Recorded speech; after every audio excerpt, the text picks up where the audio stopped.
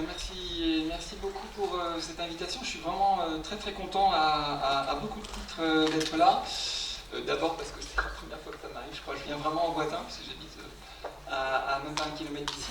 C'est quand même un confort que j'ai rarement l'occasion d'éprouver. Donc c'est aussi une de mes premières, enfin même ma première intervention en Normandie en tant que néo-canet par ailleurs. Donc je suis très content de faire votre connaissance et j'espère qu'on pourra échanger au-delà de cette présentation un peu formelle dans les couloirs. Je serais vraiment très...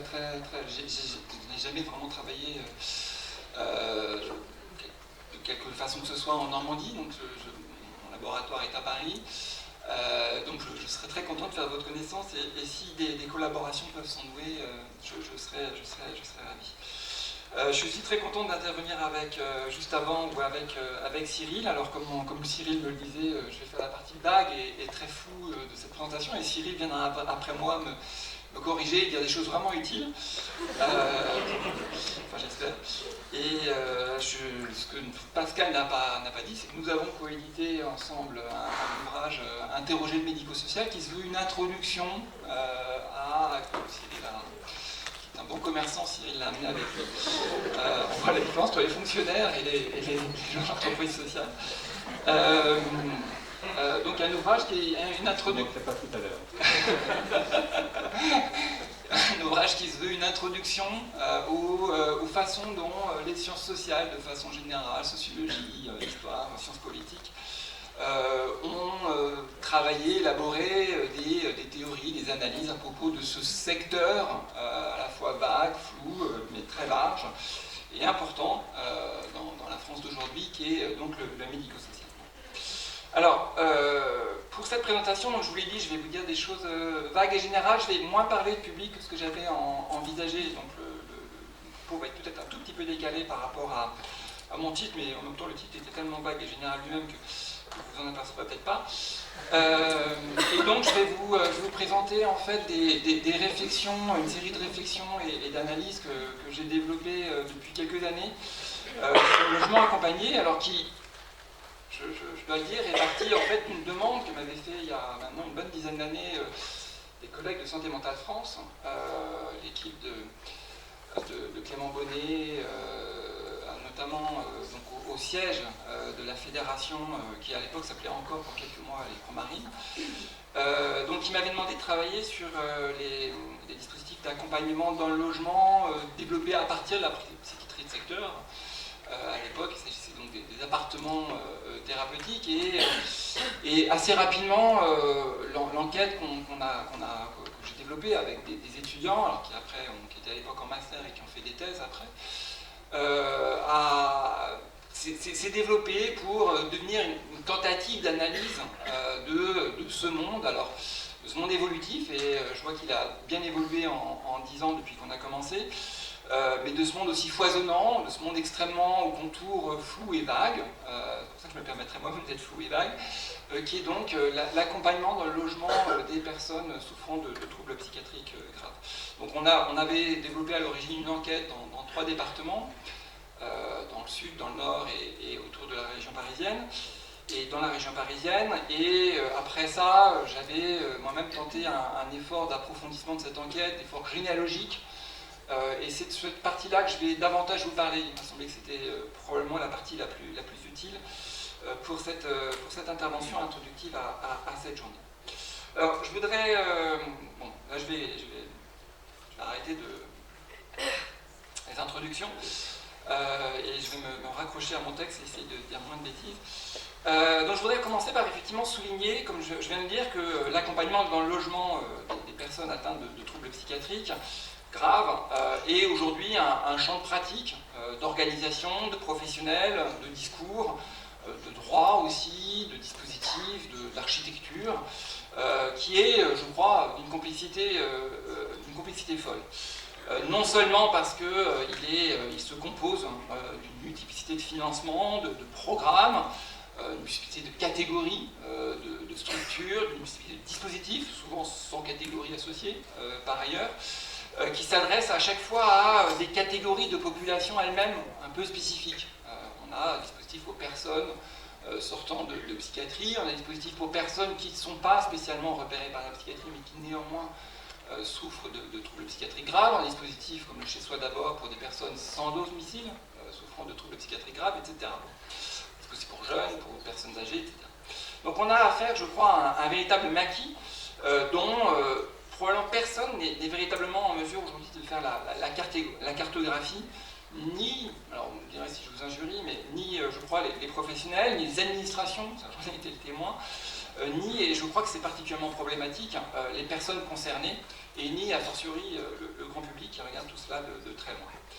Mais alors, ce maquis est peut-être, je crois, la manifestation d'un problème ou d'un enjeu encore plus profond. Et cet enjeu, j'en vois la trace dans une espèce d'insatisfaction perpétuelle des acteurs face aux dispositifs qu'ils ont pourtant fait émerger. Ce qui me frappe, alors, Pascal fait allusion au rapport sur l'habitat intermédiaire, voilà encore un nouveau terme, et ce qui me frappe, c'est à chaque génération, alors je ne sais pas de quoi, de dispositifs, d'acteurs, d'administrateurs peut-être, fait émerger sa propre catégorie de services supposés apporter la réponse à un problème que les dispositifs antérieurs n'auraient pas résolu. Et ça donc dans un mouvement un peu perpétuel d'accroissement, d'accrétion de ce champ.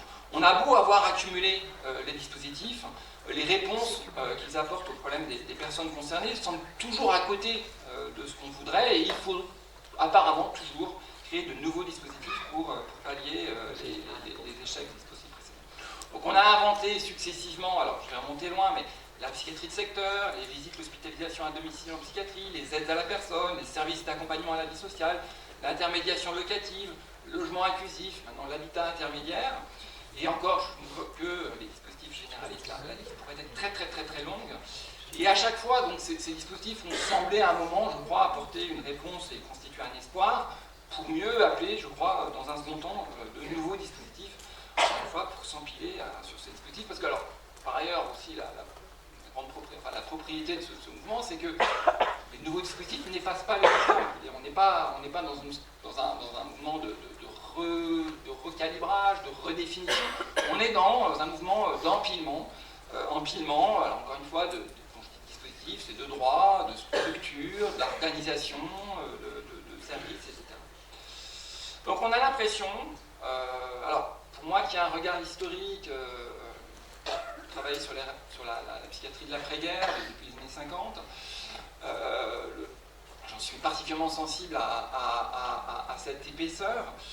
On a l'impression d'une histoire qui bégaye, d'une histoire qui est incapable d'articuler sa réponse à un problème, et peut-être d'une quête incessante, d'une sorte de Graal, une quête d'un Graal qui semble inaccessible, le Graal étant la bonne formule peut-être pour répondre aux besoins des personnes, comme si on ne parvenait pas à stabiliser un format adéquat ou qui fonctionne.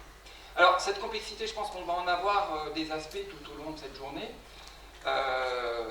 Dans cette intervention, ce que je voudrais faire, c'est au fond interroger les chemins que nous avons collectivement empruntés au cours des dernières décennies et qui ont conduit à construire cette complexité, qui ont conduit à cette complexité. Ce que je vais essayer de faire, c'est une sorte de généalogie de ce problème, de ces dispositifs d'accompagnement dans le logement. Et vous verrez que cette généalogie, je l'articulerai autour de 3 points. Je vais essayer d'être synthétique. Donc cette généalogie occupera l'essentiel de mon intervention et peut-être ça suffira. Je voudrais cependant ajouter un dernier point, après donc, ces 3 points généalogiques, pour conclure ensuite avec une note un peu plus prospective sur ce qui me semble être aujourd'hui un peu l'enjeu de la production de ces dispositifs, l'enjeu de la dynamique de projet autour des dynamiques de projet autour du logement accompagné, autour de ce que vous êtes en train de faire vous-même en tant qu'acteur. Donc je vais commencer cette généalogie et je voudrais d'abord suggérer qu'il y a peut-être une façon de raconter l'histoire de l'accompagnement dans le logement qui pourrait avoir pour titre de la désinstitutionnalisation psychiatrique à la difficile invention d'un dispositif d'accompagnement.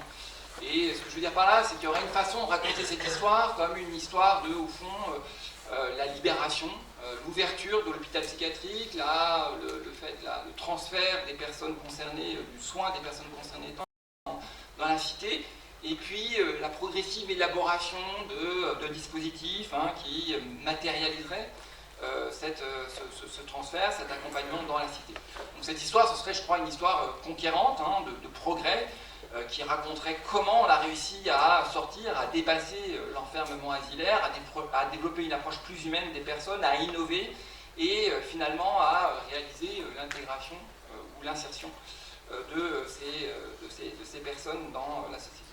Alors, c'est pas l'histoire que je vais vous raconter, et cela pour une raison profonde qui est, je crois fondamentalement, que c'est pas une histoire vraie. Alors, je ne vais pas argumenter ce point, on pourra y revenir dans la discussion, mais je ne crois pas que ce soit comme ça que ça se soit passé. Je ne crois pas qu'il y a... J'ai pas une vision de l'histoire, et surtout de l'histoire de la psychiatrie, comme une vision d'un progrès, d'une libération, d'un mouvement vers forcément du mieux. Voilà, chaque période, il me semble, produit des dispositifs qui sont adaptés à son époque. Et l'hôpital psychiatrique, avant lui l'asile, a eu sa raison d'être et était un progrès en son temps. De la même façon que les dispositifs qu'on invente aujourd'hui autour de l'accompagnement dans le logement sont une réponse aux enjeux de notre temps. Donc, c'est pas encore une fois une histoire de libération, de progrès que je vais vous raconter. Mais encore une fois, on pourra garder ça pour la discussion. Ce que je vais plutôt essayer de faire, c'est une autre histoire d'accompagnement au logement, non pas l'histoire de l'invention de façons de faire innovantes, mais celle plutôt de transformation, alors j'ai fait un peu allusion à ce que je viens de vous dire, mais de transformation des attentes sociales et des pratiques en réponse à ces attentes autour des questions de logement, de santé mentale, de soins psychiatriques et d'accompagnement social. Alors, un des arguments que je voudrais défendre, c'est que le problème de l'accompagnement dans le logement, profondément, il émerge des transformations de notre état-providence, des transformations dans la façon dont on a construit et on continue de construire notre état-providence. Et en disant ça, je veux dire deux choses.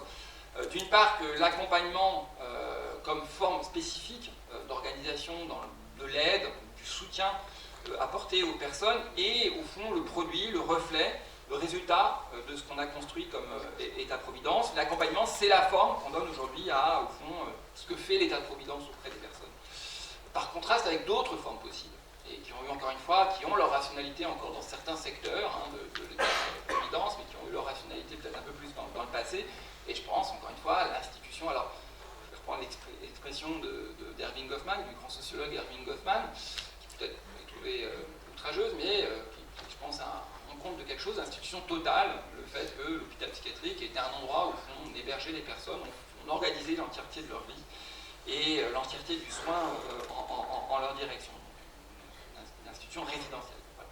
Donc l'institution totale a été une des formes, je crois, privilégiées pour l'État-providence d'apporter des secours aux personnes qui venaient secourir. Cette forme, je crois, globalement, alors pas complètement, reste des traces, elle a été dépassée, et ce qui peut-être l'a un peu remplacé, si je crois, cette façon spécifique d'organiser ces secours à l'aide de l'accompagnement. La deuxième chose que je voudrais souligner, c'est que l'objet des accompagnements, la nature des aides qu'on apporte aux personnes, elle est au fond déterminée en grande partie par ce que l'État-providence attend des personnes. Enfin, ce que je veux dire par là, c'est qu'on accompagne les personnes peut-être face à des choses qui nous paraissent être des besoins vitaux, mais si on y regarde bien, c'est peut-être surtout ce que, au fond, l'État-providence attend d'elle, et au fond, on accompagne les personnes face à l'État-providence elle-même. On accompagne les personnes face à ce que, au fond, ça appelle de compétences, de savoir-faire, de pratiques, que, au fond, d'être accompagné par l'État-providence. Je veux dire, il y a une dimension qui est un peu... L'État-providence se mord la queue et travaille un peu beaucoup sur lui-même, actuellement. Bon, je vais essayer d'expliciter ces deux idées, et donc je vous l'ai dit, je vais le faire en 3 points, 3 ingrédients qui me paraissent essentiels dans cette histoire. Alors le premier ingrédient, il porte sur le logement. Le premier ingrédient, c'est l'idée que, alors le logement, encore une fois, ça paraît être quelque chose, je sais qu'il y a des collègues anthropologues, philosophes qui ont des réflexions extrêmement sophistiquées sur l'habitat comme condition humaine, peut-être universelle, mais il me semble, en tout cas dans une société comme la nôtre, qu'on a intérêt à penser le logement pas juste comme des choses qui sont naturellement là, mais comme des normes et des normes qui sont socialement construites, produites, vous pourrez penser ça comme vous le voudrez.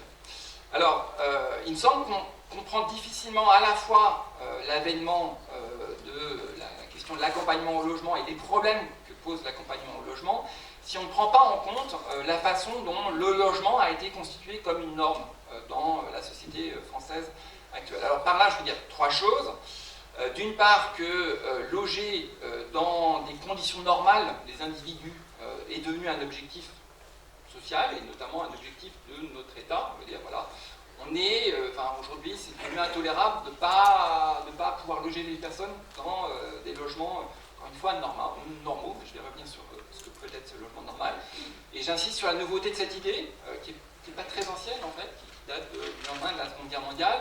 Et si vous lisez les romans du XXe siècle, vous vous rendez compte que les pratiques d'habitation sont extrêmement éloignées de celles que nous connaissons aujourd'hui et que surtout que nous concevons comme normales, comme ça devrait être celle de tout le monde aujourd'hui. Alors, la deuxième chose que je voudrais souligner, c'est d'autre part, donc, on a mis en place, alors, je vous ai dit ici, l'objectif est de loger des individus dans des conditions normales, on a mis en place aussi une idée d'un logement normal. Ce que c'est qu'un logement normal. Et donc ça, c'est le deuxième élément, et je vais y revenir un peu plus dans un tout petit instant. Et troisième idée phare, il me semble que l'idée qui s'est imposée au lendemain de la Seconde Guerre mondiale, c'est aussi que ce logement normal, il a été considéré comme un élément essentiel de la socialisation. C'est-à-dire que loger les personnes, c'est une façon, pour le dire un peu simplement, de les intégrer socialement. C'est pas juste leur fournir un secours, de satisfaire un besoin naturel, c'est fondamentalement travailler sur le lien que ces personnes entretiennent à la société et au fond travailler à les insérer dans cette société. Alors derrière tout cela, j'ai un peu fait allusion, il y a, je vous ai dit, l'avènement d'une aspiration profonde et je crois vraiment, c'est quelque chose, j'ai personnellement mis beaucoup de temps à le comprendre et en travaillant sur ces questions-là et je pense que ce n'est pas suffisamment souligné par la littérature sur ces questions. Donc il y a derrière tout cela l'avènement d'une aspiration profonde, c'est l'idée que, au fond, le logement de l'ensemble de la population sociale doit être un horizon de nos politiques sociales et doit être un horizon qu'on doit se donner et auquel on doit viser. Et donc, j'y ai fait allusion, cet avènement, on peut le dater, je crois, précisément de l'immédiate après-guerre. C'est au moment de la reconstruction qui a donné l'impulsion à la construction en masse du logement. Donc, notre région en est un des terreaux. Et dans le sillage de la reconstruction, ce qu'on a mis très rapidement en place, c'est la construction tout court, sans le construction à grande échelle. Alors tout à l'heure, Pascal disait 500 000 logements. Alors 500 000 habitats intermédiaires, c'est un petit chiffre, mais c'était le nombre de logements qu'on produisait à l'échelle de la France chaque année au pic de la vague dans les années 60. Et donc un effort de construction massif et puissant pour satisfaire aux besoins de l'ensemble de la population. Alors, je l'ai dit, ce qui s'invente dans ce mouvement, dans cette aspiration, c'est le logement comme norme, c'est une norme de logement. Alors quand je parle de normes, je veux vraiment dire des normes au sens propre, au sens comme vous l'entendez quand vous faites un usage de ce terme.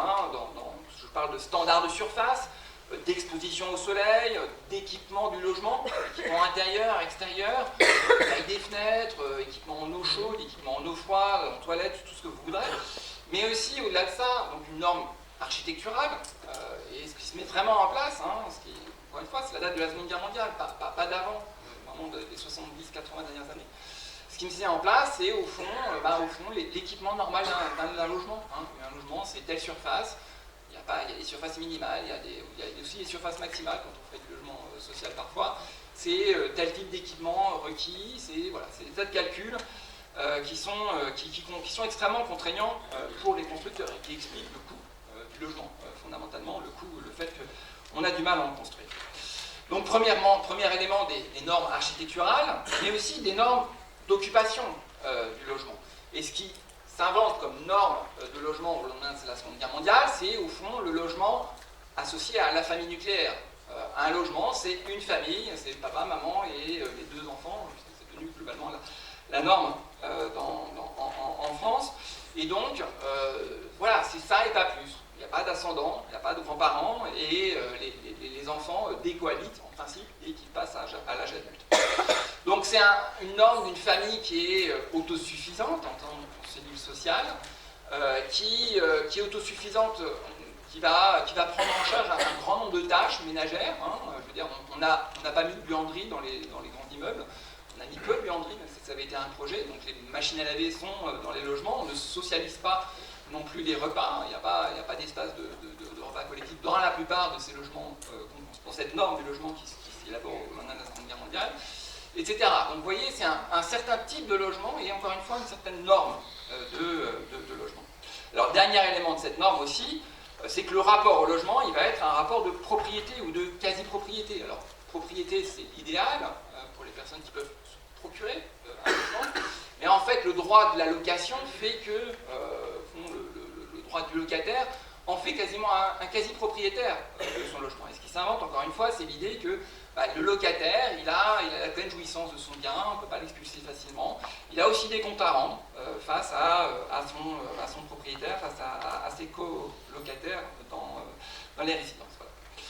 Donc, je dis ça, mais encore une fois, ça vous paraît naturel, évidemment, que ce soit ça le logement, mais il faut se remettre dans le milieu du XXe siècle, se souvenir de la place qu'occupent dans les pratiques d'habitation des Français de l'époque, les hôtels, les pensions, les meublés, en milieu rural, ces grandes habitations où plusieurs générations cohabitent et qui, encore une fois, sont d'autres normes de logement et que vont complètement bouleverser cette entreprise de reconstruction ou de construction des politiques du logement après la Seconde Guerre mondiale.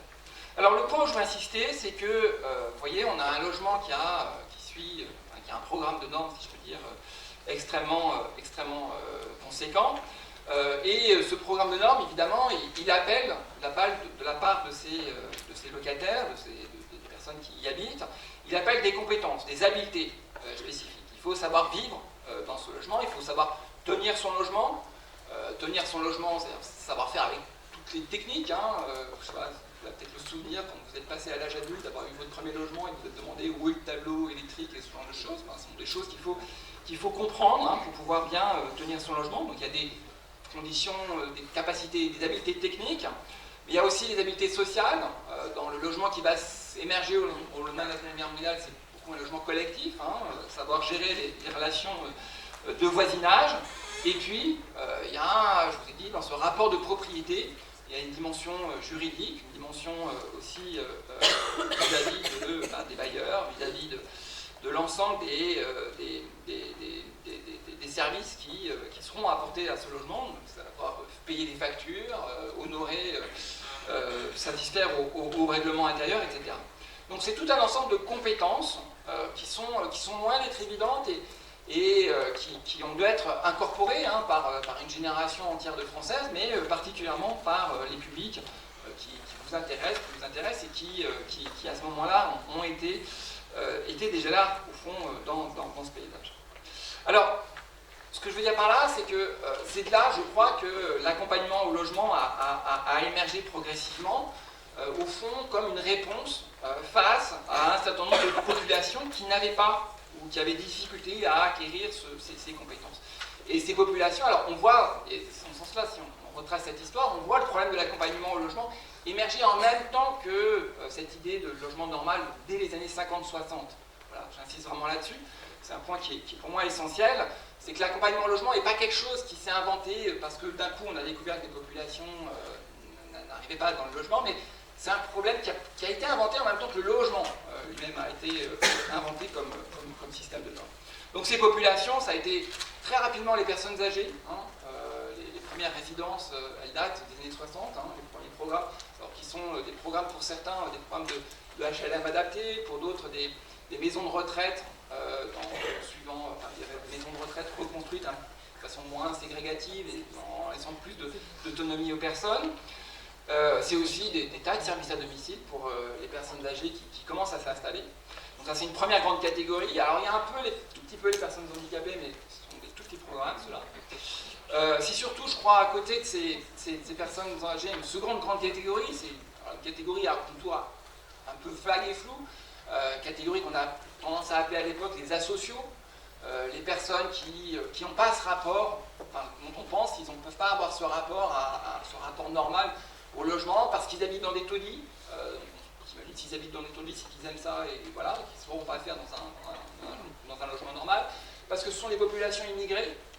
Il y a en France, c'est le grand moment c'est les 30 Glorieuses, hein, c'est la première grande période d'immigration en provenance d'Afrique du Nord, et parce qu'ils habitent dans des bidonvilles, et je vous rappelle que la France jusqu'aux années 70 est un pays aussi de bidonvilles.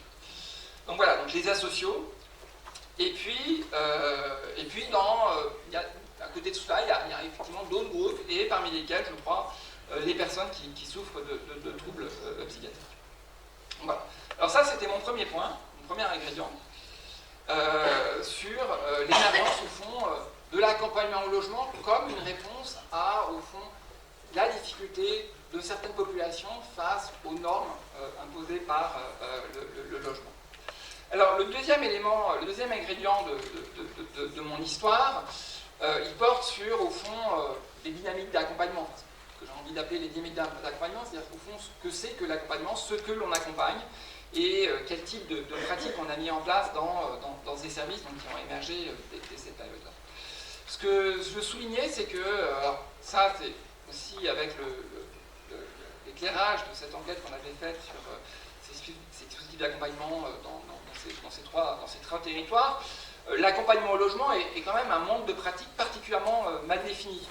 Ce qui m'a vraiment beaucoup frappé, c'est l'extrême diversité des pratiques mises en œuvre d'un service à l'autre, et je veux dire, y compris à l'intérieur des mêmes catégories. Je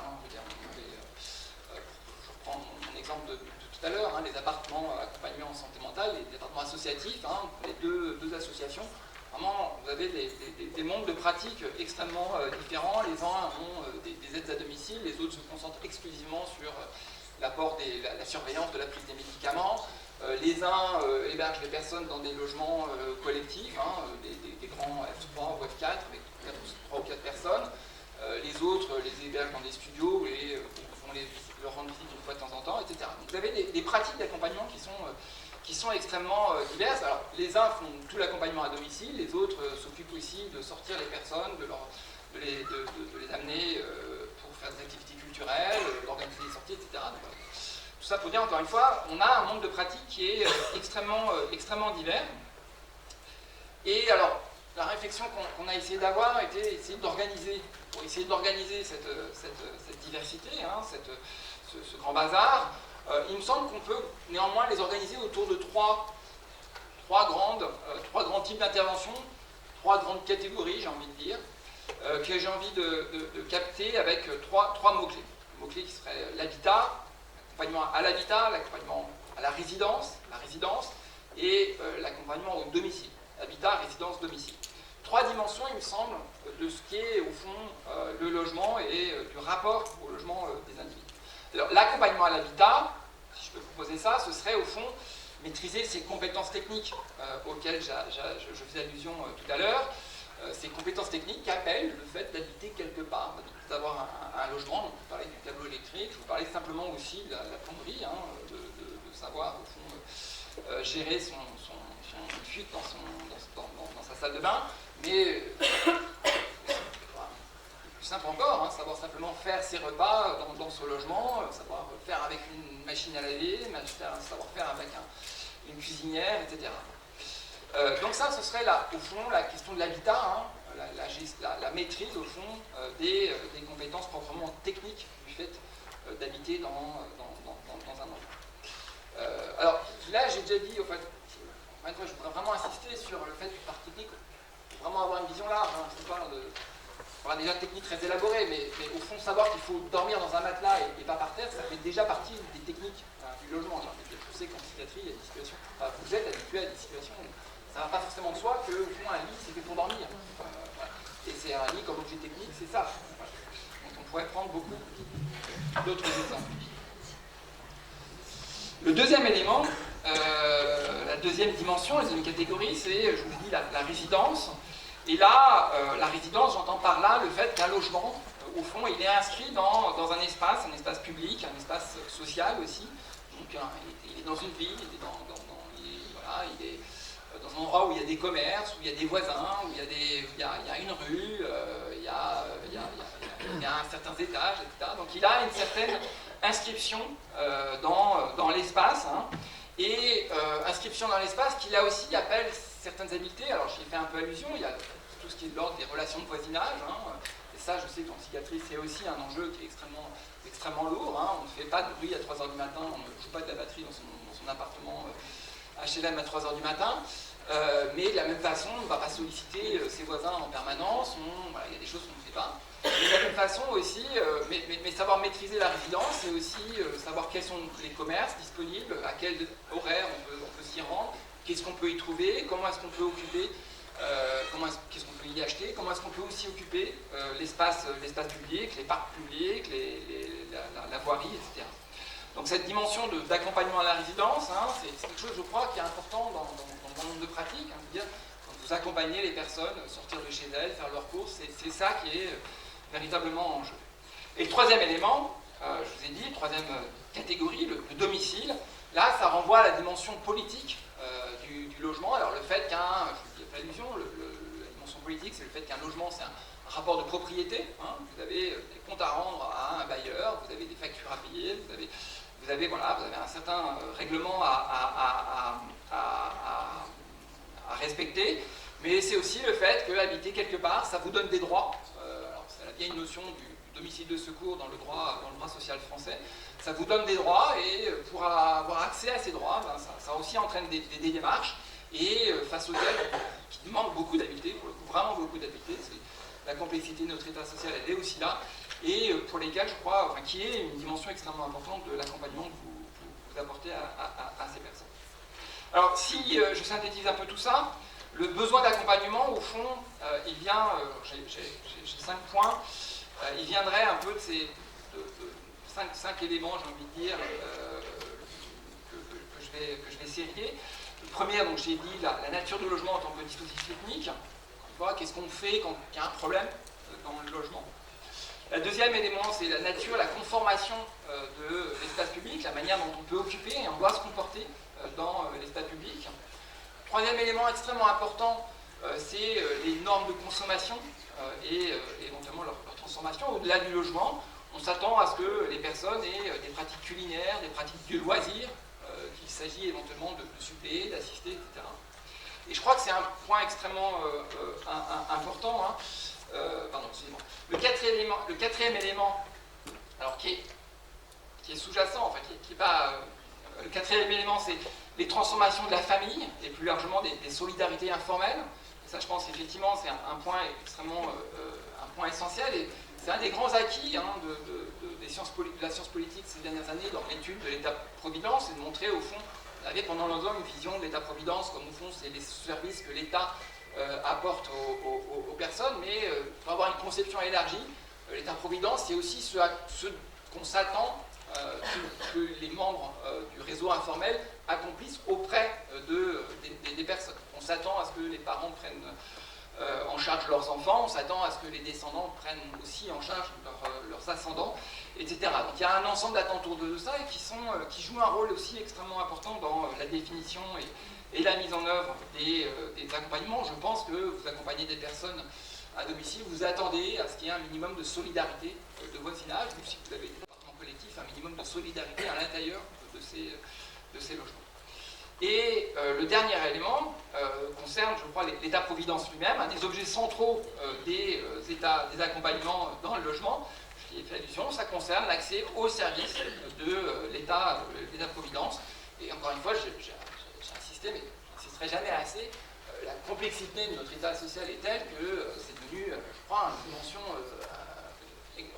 ça occupe une place extrêmement importante dans vos pratiques.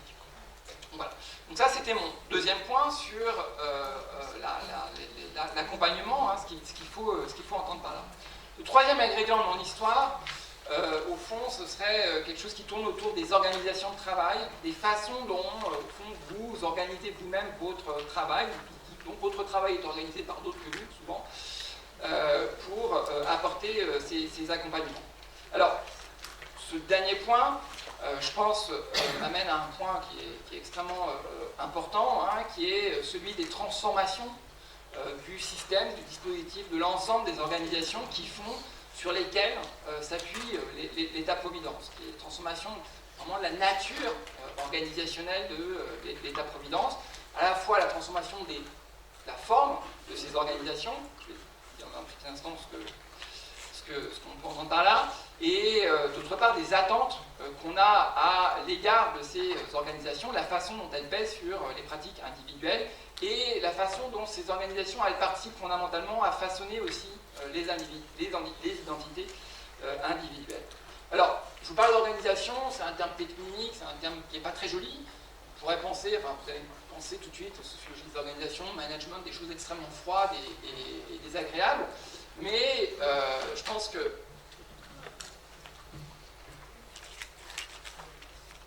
excusez-moi,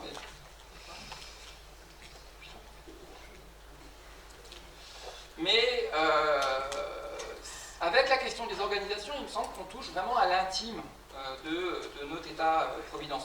Ce que je veux dire par là, c'est que si on y réfléchit bien, les individus que nous sommes attachés à des personnes, effectivement, on est attachés notamment aux personnes qui viennent éventuellement vous apporter des services, hein, les pauvres patients, ils sont attachés aux infirmiers, aux travailleurs sociaux qui viennent leur rendre visite, mais fondamentalement, si on creuse un peu, nous sommes aussi, surtout, beaucoup attachés aux organisations, hein, qui sont derrière ces personnes, à tel hôpital, à telle association, à tel service. Et je pense, encore une fois, questionner vos patients, c'est quelque chose dont vous serez probablement frappé, et questionner la population générale, la sécurité sociale, c'est aussi une source d'attachement qui est extrêmement forte. Alors ça vaut encore plus pour les professionnels eux-mêmes. Je pense que vous êtes attachés, vous êtes très attachés à vos organisations, et en tout cas, c'est quelque chose qui nous travaille, Alors c'est un attachement qui est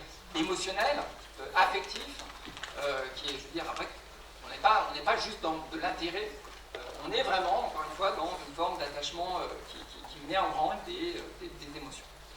Et à l'inverse, il faut quand même bien dire qu'il y a certaines organisations qui suscitent des passions négatives. Alors, je suis aussi toujours frappé, hein, c'est un peu les excès dans les deux sens, à la fois par l'attachement que vous avez effectivement pour de bonnes choses pour vos organisations, mais aussi par la détestation que suscite chez un grand nombre de professionnels, un certain nombre d'organisations qui leur paraissent au fond empiéter sur leur liberté, leur autonomie, etc. Alors, je ne vais pas rentrer, je vais pas approfondir ce point. Ce que je voudrais souligner ici, c'est que le problème de l'organisation, il est vraiment au cœur des accompagnements. La création, la transformation de l'accompagnement, il traduit, il me semble, directement les recompositions de ces organisations. J'ai un bon exemple qui m'a toujours, qui m'a beaucoup questionné. Quand au moment de la loi de 2005, on a inventé des services d'accompagnement à la vie sociale, c'est vrai qu'on a inventé une catégorie nouvelle qui n'existait pas avant, et on a probablement eu l'impression d'inventer un type de service qu'il n'y avait pas avant, un besoin non couvert au fond. Voilà, il y a quelque chose de nouveau. Donc, soudain, on apporte une réponse à un besoin qui, probablement, on suppose que dans la période précédente, il n'était pas rempli. En fait, si on regarde de plus près, ce qui s'est passé avec la création des SAVS, c'est probablement aussi une redéfinition de la division du travail avec les équipes de secteur psychiatrique qui, je vous rappelle, dans les années 70-80, faisaient les visites à domicile, avaient cette dimension d'accompagnement médico-social. Alors, j'insiste là-dessus, ça ne va pas vous choquer peut-être, mais la psychiatrie de secteur, dans la circulaire originelle de 60, on parle d'équipe médico-sociale, on est dans le médico-social. Et donc, ce qui se met en place avec la création de ces nouvelles organisations, c'est pas encore une fois l'invention, la découverte c'est pas nécessairement la découverte d'un besoin non couvert, c'est aussi des réajustements des relations avec d'autres organisations. Et donc là, on est dans un problème aussi, donc des visions du travail, qui fait quoi, et mettre en place des bonnes pratiques, mettre en place de l'organisation. Enfin, vous allez mettre en place des choses, des coopérations, des façons de coopérer avec ces services. Alors, on pourrait multiplier les exemples, et l'histoire, je vous l'ai dit, le maquis du médico-social aujourd'hui est tel que ce serait difficile de faire une espèce de grande fresque qui permettrait de rendre compte de tous les micro-déplacements qui se sont produits avec chaque nouvelle catégorie, etc. Et je pense que c'est un travail qui serait un peu vain. En tout cas, c'est pas comme ça que je pense qu'on avancera de façon fructueuse. Ce que je voudrais très rapidement, c'est quand même essayer de vous mettre deux éléments, suggérer quelques petits éléments sur ces transformations organisationnelles, un peu le chemin qu'elles ont pris, et comment est-ce qu'elles ont effectivement travaillé cette question de l'accompagnement. Et tout cela, et cette fois-ci, j'aime bien rythmer mes exposés en 3 points, donc en 3 étapes, une nouvelle fois. 3 étapes. Alors, la première étape, c'est effectivement, alors, je l'ai fait allusion tout à l'heure, c'est l'étape de l'institution totale, de la grande organisation, c'est l'étape des années 50-60, jusqu'à la fin des années 60 ou jusqu'aux années 70, le modèle qu'on a pour les organisations, quand même beaucoup de la grande organisation. C'est l'hôpital psychiatrique, les derniers hôpitaux psychiatriques qui ont ouvert en France, ça date de la fin des années 70, je crois que le tout dernier c'est Antony en 80 ou quelque chose comme ça. Et ce sont des grosses organisations, pour les standards d'aujourd'hui, des grands hôpitaux avec 500 lits et sur des grands terrains, etc. Et des hôpitaux relativement autosuffisants. Donc on a ce modèle de la grande organisation qui est autosuffisante. On appelle l'hôpital psychiatrique, il y avait tout, il y avait les cuisines, il y avait les ateliers, il y avait vraiment tout, et on pouvait y vivre. Donc on a construit encore ces grands équipements jusqu'à la fin des années 60, et l'organisation c'était ça. L'idéal organisationnel, c'est un truc très intégré, assez hiérarchisé, où les rôles sont clairs et chacun a sa fonction. Et par ailleurs, vous avez en tant que patient un seul interlocuteur, c'est-à-dire la psychiatrie de secteur, l'hôpital psychiatrique, la psychiatrie de secteur, au fond, elle devait vous apporter l'ensemble des services dont vous pouviez avoir besoin. Donc, il y a l'idée un peu de choses un peu complètes. Alors, ça vaut pour la psychiatrie, ça vaut aussi du côté du logement. Le grand ensemble, c'est le même idéal. Si vous pensez, les grandes cités qu'on a construites jusqu'à la même période, il y a une histoire parallèle qui est extrêmement intéressante par ailleurs. Jusqu'à la même période, on est dans le même modèle. La deuxième étape, années 70 et 80, c'est une remise en cause de ce modèle, et c'est une phase que j'aime bien appeler la convivialité du service de proximité.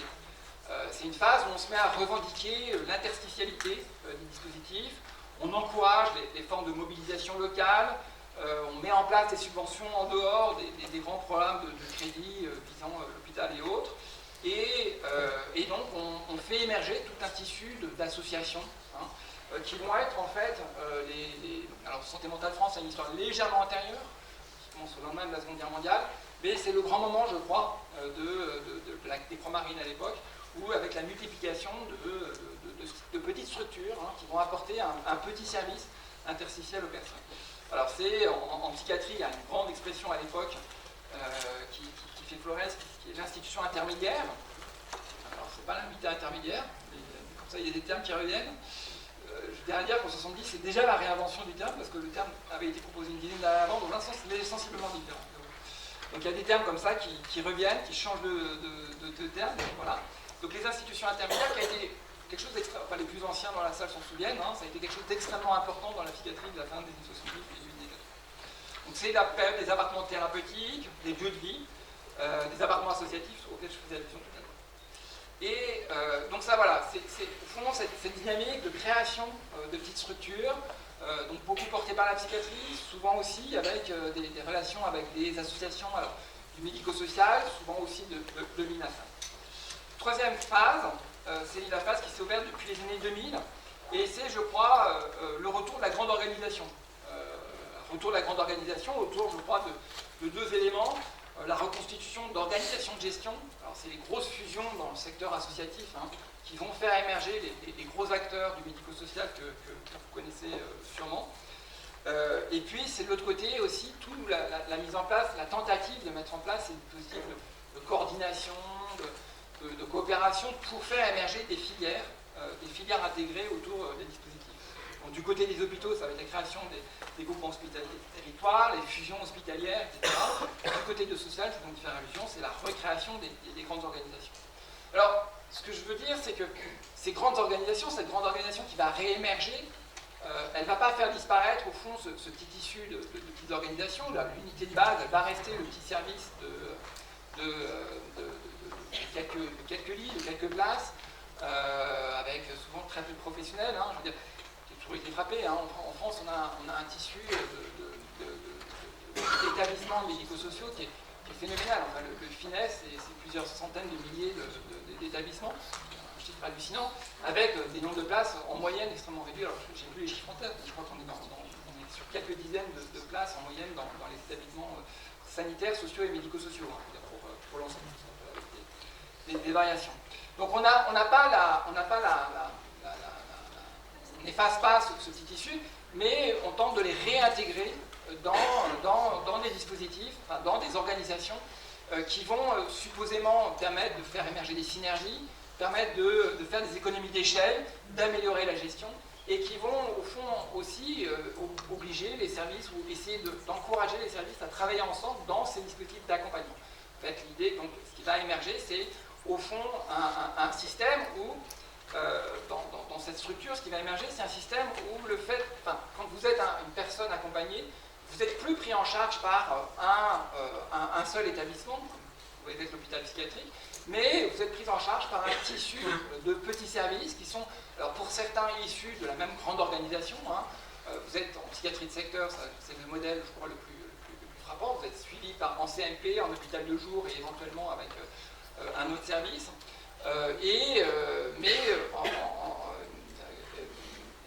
Ou alors vous êtes pris en charge dans des dispositifs qui eux-mêmes vont organiser cette coopération entre services. Donc ce que je veux dire par là, c'est que cette dimension d'accompagnement, ce qu'elle a substitué au fond à la grande organisation qui était l'hôpital psychiatrique dans les années 60, c'est un tissu de petites organisations, mais qui sont liées les unes aux autres dans des relations d'interdépendance, d'adressage, etc., qui sont structurées à l'intérieur de ces nouvelles grandes organisations que sont les gros organismes gestionnaires ou les grands établissements hospitaliers, ou j'aurais pu faire allusion à ça aussi, les grands bailleurs. Donc c'est ça la forme de l'État-providence, et c'est ça qui fait au fond la substance de l'accompagnement comme forme organisationnelle, comme forme comme pratique de travail. Alors en fait, je vais peut-être m'arrêter là, parce que j'ai déjà beaucoup parlé, hein, 40 minutes. Après, je pourrais encore parler une bonne demi-heure, mais je crois que c'est pas raisonnable. Alors il faut quand même que je trouve une conclusion. Oui, alors... voilà, parce que je vais m'arrêter là, donc, cette espèce de chemin. Alors, j'étais à chaque fois très très allusif, hein, on va revenir sur mes trois ingrédients, sur les différentes dimensions. Peut-être sur la partie organisation, peut-être moins clair, je me rends compte en vous parlant. Ce sur quoi j'ai voulu vraiment insister, au fond, c'est que cette histoire, de l'accompagnement au logement, d'abord, c'est pas, encore une fois, c'est pas une histoire au fond, de découverte de besoins cachés, c'est pas une histoire je la conçois pas comme une histoire de transformation anthropologique du rapport qu'on peut avoir au logement.